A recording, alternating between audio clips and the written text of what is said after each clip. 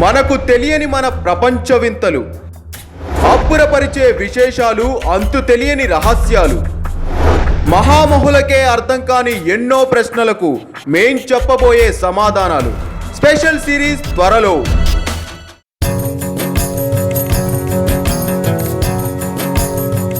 జిల్లేడు ఈ మొక్క గురించి వింటే మీకు ఒక విషయం వెంటనే గుర్తుకు వస్తుంది. ఆ చెట్టు పాలు కళ్ళలో పడితే కళ్ళు పోతాయని భయపడుతుంటారు. అయితే జిల్లేడు పాలలో ఉన్న విషంతో కొన్ని ఆయుర్వేద మందులు తయారు చేస్తున్నారంటే ఆశ్చర్యం వేయక మానదు.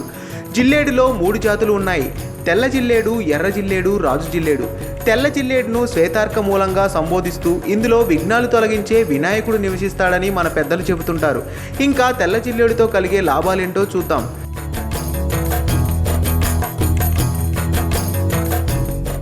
శ్వేతార్కంలో శ్వేతం అంటే తెలుపు వర్ణంగా, ఆర్క అంటే సూర్యుడు అని అర్థం. శ్వేతార్కంను పొందగలిగి ఇంట్లో పూజలు చేయడం వలన మహాగణపతికి పూజలు చేసినట్టే.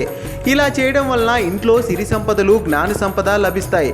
ఇంట్లో ప్రశాంతంగా లేదని, ఎప్పుడూ ఏవో గొడవలు, చిరాకులు ఉన్నాయని అనుకున్నవారు ఈ మొక్కను ఇంట్లో పెట్టుకోవడం వలన అంతా మంచి జరుగుతుందని విశ్వాసం.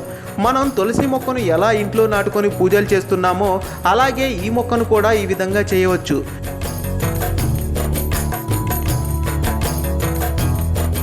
జిల్లేడు మొక్కలు ఎక్కువగా ఉన్న ఊళ్ళలో పంటలు బాగా పండుతాయని, దరిద్రం తొలగిపోతుందని నమ్మకం. చిన్నపిల్లలు, మహిళలు రాత్రి సమయంలో నిద్రపోతూ కలలు కంటుంటారు. అటువంటి వారు తెల్ల జిల్లేడు ముక్క వేరును తలగడి కింద పెట్టుకొని పడుకుంటే భయాలన్నీ మాయమవుతాయి. ఎవరైనా హాని తలపెట్టినా ఎలాంటి దుష్ప్రభావం చూపకుండా వారి ప్రయోగాలే నశిస్తాయని ప్రతీక. జాతక దోషం ఉందని, గ్రహ దోషం ఉందని కొందరు అంటూ ఉంటారు. ఇటువంటి వారు శ్వేతార్క గణపతిని ఇంటిలో ఉంచి పూజలు చేస్తే మంచిది. పక్కనే ఒక గంట సింబల్ కనిపిస్తుంది కదా, దాన్ని నొక్కారనుకోండి, మేం చేసే వీడియో అప్డేట్స్, నోటిఫికేషన్స్ అన్నిటితో మీ డివైస్లో వాలిపోతాం.